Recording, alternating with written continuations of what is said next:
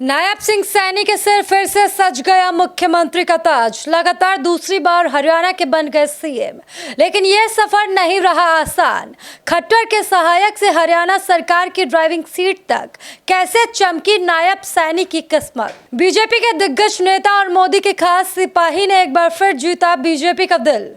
Sir पर सज गया मुख्यमंत्री का ताज। योगी के प्रेजेंस में ली शपथ, लेकिन यह सफर नहीं रहा आसान। ओबीसी समुदाय से आने वाले नायब सिंह सैनी को हरियाणा का मुख्यमंत्री चुनाव से पहले ही बीजेपी ने ऐलान कर दिया था। बीजेपी को पूरा भरोसा था कि जीत मिली तो सैनी ही मुख्यमंत्री बनाए जाएंगे। मार्च में जब मनोहर लाल खट्टर की जगह नायब सिंह सैनी को मुख्यमंत्री बनाया गया था, तो इससे हरियाणा की राजनीति में बड़ा बदलाव आया था। दरअसल सैनी 2014 से 2019 तक खट्टर सरकार में मंत्री रहे और 2019 में कुरुक्षेत्र से लोकसभा चुनाव जीते। मार्च में खट्टर के विधानसभा सीट से इस्तीफा देने के बाद हुए उपचुनाव में सैनी ने ये सीट जीती थी।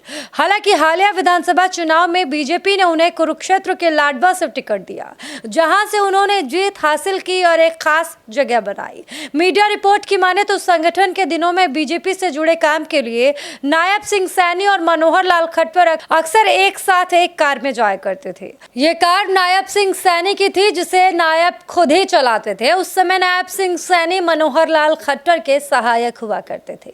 मनोहर लाल से इसी नजदीकी रिश्ते और विश्वास पात्र होने का फल सैनी को हरियाणा सीएम के रूप में मिला। मार्च में हुए सत्ता में बदलाव में बीजेपी आलाकमान ने सैनी के ऊपर दाव लगाया, जो कि सही साबित हुआ। लेकिन सवाल ये कि आखिर सत्ता में बदलाव क्यों हुआ था और नायब सिंह सैनी के ऊपर इतना भरोसा क्यों? दरअसल खट्टर का 9 साल के कार्यकाल के बाद बीजेपी के खिलाफ सत्ता विरोधी लहर थी। किसान आंदोलन, बेरोजगारी, अग्निपथ योजना, महंगाई और कानून व्यवस्था जैसे मुद्दों पर विपक्ष लगातार बीजेपी को घेर रही थी और ऐसे कठिन समय में सैनी को हरियाणा बीजेपी अध्यक्ष से मुख्यमंत्री बनाया गया। विधायक कृष्ण कुमार बेदी ने सैनी के नाम का प्रस्ताव रखा और वरिष्ठ नेता अनिल विज ने इसका समर्थन किया। उस समय अनिल विज खुद भी मुख्यमंत्री पद की दौड़ में थे, लेकिन पार्टी ने सैनी पर भरोसा दिखाया और सैनी ने भी बीजेपी के भरोसे को कायम रखा और सही साबित हुए। 25 जनवरी 1970 को अंबाला के मिर्जापुर माजरा में जन्मे नायब सिंह सैनी का मुख्यमंत्री की कुर्सी तक का सफर बेहद दिलचस्प रहा। कभी बीजेपी के राज्य में मुख्यालय में कंप्यूटर ऑपरेटर रहे सैनी 1996 में संगठन से जुड़े। BR अम्बेडकर यूनिवर्सिटी से BA और LLB करने के बाद वो RSS में शामिल हो गए। यही उनकी मुलाकात मनोहर लाल खट्टर से हुई, जिन्होंने उनके राजनीतिक जीवन में अहम भूमिका निभाई। एक खास दोस्त बने, करीबी बने और मुख्यमंत्री पद तक पहुंचे। चुनाव होने से तकरीबन 2.5 महीने के छोटे से कार्यकाल में सैनी ने कैबिनेट बैठक और जनहित के ऐलानों के जरिए लोगों तक पहुंचने की कोशिश की। पिछड़े वर्ग को साधने के उनके प्रयासों का मकसद गैर जाट वोटों को एकजुट करना था, साथ ही जाट वोटों को विपक्षी दलों में बांटना था। कहा जाता है कि इसी रणनीति के तहत बीजेपी ने खट्टर की जगह ओबीसी नेता सैनी को मुख्यमंत्री बनाया। हरियाणा में बीजेपी ने लगातार तीसरी बार जीत हासिल की। 90 सदस्यीय विधानसभा में पार्टी को 48 सीटें मिली, जबकि कांग्रेस को 37 सीटों पर संतोष करना पड़ा। सैनी को सर्वसम्मति से मुख्यमंत्री बनाया गया। वहीं अगर अब सैनी के नेटवर्थ की बात करें तो वो 5 करोड़ से भी ज्यादा संपत्ति के मालिक है। दरअसल नायब सिंह सैनी राष्ट्रीय स्वयंसेवक संघ से भी जुड़े रहे हैं। उनकी संपत्ति करोड़ों में है और इसका ब्यौरा उन्होंने चुनाव आयोग में जमा कराए गए हलफनामे में खुद दिया था। इसमें दी गई जानकारी के मुताबिक उनकी कुल संपत्ति जो है वो 5,80,52,714 रुपए है, जबकि उनके ऊपर 74,82,619 रुपए का कर्ज है। साल 2019 के लोकसभा चुनाव के दौरान जमा कराए गए हलफनामे से तुलना करें तो उनकी संपत्ति में बड़ा इजाफा हुआ है। दिन दुनी रात चौगुनी बढ़ोतरी हुई है। उस समय उन्होंने अपनी कुल नेटवर्थ 35,78,005 रुपए के करीब घोषित की थी, जबकि उनके ऊपर तकरीबन 57 लाख के आसपास का कर्ज भी था। माईनेता.info पर शेयर किए गए चुनावी हलफनामे पर अगर एक नजर डालें तो उन्होंने संपत्ति का ब्यौरा देते हुए बताया था कि उनके पास विधानसभा चुनाव से पहले तकरीबन 1,75,000 रुपए का कैश था। उनकी पत्नी के पास 1.5 लाख रुपए की नकदी थी। वहीं तमाम बैंकों में उनके और पत्नी और बच्चों के खुले अकाउंट्स में तकरीबन 36 लाख रुपए से ज्यादा जमे थे। अगर इन्वेस्टमेंट की बात करें तो उन्होंने अपने पत्नी के नाम पर शेयर बॉन्ड में किसी भी तरह का कोई भी इन्वेस्टमेंट नहीं किया है। चुनावी हलफनामे के मुताबिक हरियाणा के नए सीएम बने नायब सिंह सैनी के पास पीपीएफ अकाउंट है, जिसमें तकरीबन 8,85,592 रुपए का इन्वेस्टमेंट किया गया है। इसके अलावा उनके नाम पर एक 2 लाख रुपए की LIC पॉलिसी भी चल रही है। ज्वेलरी की बात करें तो नायब सिंह सैनी के पास 30 ग्राम गोल्ड की, जिसकी कीमत तकरीबन 2 लाख रुपए की होगी।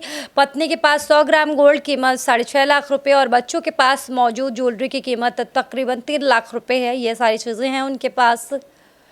वहीं नायब सिंह सैनी को कारों का बहुत शौक है। अगर कार कलेक्शन की बात करें तो चुनावी हलफनामे के मुताबिक हरियाणा सीएम नायब सिंह सैनी के नाम पर 3 कार हैं। इनमें 2 टोयोटा इनोवा और एक क्वालिस कार शामिल है। इसकी कुल कीमत तकरीबन 20 लाख रुपए के आसपास है।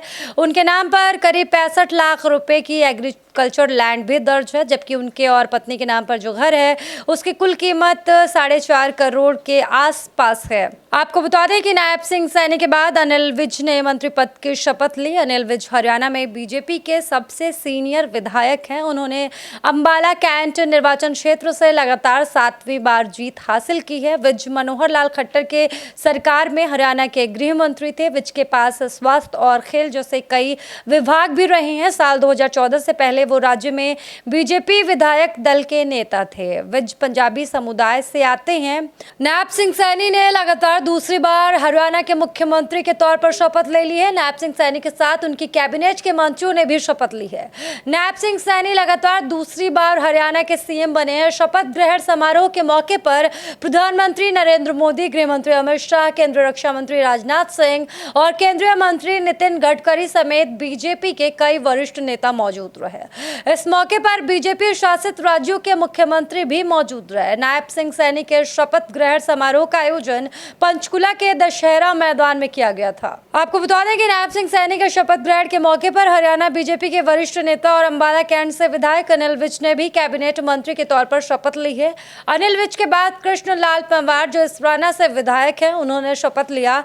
कृष्णलाल के बाद राव नरवीर सिंह ने कैबिनेट मंत्री पद की शपथ ली। वो बादशाहपुर से MLA है। इसके बाद महिपाल ढांडा ने भी बतौर मंत्री शपथ ली। विपुल गोयल को भी कैबिनेट मंत्री बनाया गया। डॉक्टर अरविंद शर्मा गोहाना कैबिनेट मंत्री बने। वहीं श्याम सिंह राणा को राज्य मंत्री बनाया गया। वो रादौर से विधायक हैं। बरवाला से रणवीर सिंह गंगवा को भी राज्य मंत्री बनाया गया। रणवीर सिंह के बाद कृष्ण बेदी नरवाना राज्य मंत्री के तौर पर शपथ लिए। श्रुत चौधरी को भी राज्य मंत्री बनाया गया। आरती राव ने भी राज्य मंत्री का पदभार संभाला। राजेश नागर और गौरव गौतम को भी राज्य मंत्री बनाया गया है। आपको बता दें कि बीजेपी ने नायब सैनी के शपथ ग्रहण समारोह के जरिए एक मैसेज देने की कोशिश भी की है। दरअसल बीजेपी के लिए नायब सिंह सैनी का शपथ ग्रहण समारोह एक शक्ति प्रदर्शन की तरह था। इसकी एक सबसे बड़ी वजह आने वाले समय में महाराष्ट्र और झारखंड में होने वाला चुनाव है। बीजेपी इस शपथ ग्रहण समारोह से इन दोनों राज्यों की जनता को संदेश देने की कोशिश करते दिखी कि अगर महाराष्ट्र और झारखंड में भी बीजेपी को मौका मिलता है तो वो जनता के हित में फैसले लेने में जरा भी देरी नहीं करेगी। और कहीं ना कहीं यह शाह की रणनीति है जो हरियाणा में काम कर गई। नायब सिंह सैनी ने शपथ लेने से पहले 24,000 युवाओं को नियुक्ति पत्र बांटने का वादा किया था। उन्होंने बुधवार को ही कहा था कि वो 17 अक्टूबर को शपथ लेने से पहले इन युवाओं को नियुक्ति पत्र देंगे, उसके बाद ही वो शपथ लेंगे। इस दौरान सैनी ने कहा था कि हमने चुनाव प्रचार के दौरान प्रदेश के युवाओं से ये वादा किया था। अब जब हम सत्ता में दोबारा आए हैं तो हम पहले जनता से किया अपना वादा पूरा करेंगे। और एक तरीके से ये युवाओं को साधने की भी कोशिश है। बीजेपी ने हरियाणा के नए मुख्यमंत्री नायब सिंह सैनी के शपथ ग्रहण समारोह में महाराष्ट्र और झारखंड में होने वाले चुनाव को साधने की कोशिश की है, यानी कि एक तीर से 2 निशाना किया है। बीजेपी ने सीधा संदेश देने की कोशिश की कि सत्ता में आने के बाद उनके लिए जनता के फायदे के लिए फैसला लेना ही पहली प्राथमिकता होगी। नायब सिंह सैनी ने शपथ लेने से पहले जो बयान दिया था उससे भी ये तय था कि वो यही मैसेज देने की कोशिश कर रहे थे कि वो सत्ता में आने के बाद जनता से किए वादे को तुरंत पूरा करेंगे। और ऐसा ही कुछ महाराष्ट्र चुनाव में भी देखने को मिलेगा और ये जनता को साधने की कोशिश है। इस शपथ ग्रहण समारोह में बीजेपी के साथ साथ एनडीए के तमाम घटक दल भी शामिल हुए। बीजेपी ने अपने घटक दलों को एक साथ रखकर एनडीए में मौजूद एकता का एक बार फिर से परिचय करा दिया। आपको बता दें, सीएम सैनी के शपथ ग्रहण में एनडीए शासित राज्यों के 20 मुख्यमंत्रियों ने हिस्सा लिया और नायब सिंह सैनी को फिर से हरियाणा का मुख्यमंत्री बनाकर ओबीसी कम्युनिटी के बीच बीजेपी ने खास छाप छोड़ी है, क्योंकि नैब सिंह सैनी का काम लोगों को खासा पसंद है। अगर आप ये वीडियो हरियाणा से देख रहे हैं तो कमेंट में नैब सिंह सैनी के कामों को बताइएगा और वीडियो को ज़्यादा से ज़्यादा शेयर कर चैनल को सब्सक्राइब ज़रूर करिएगा।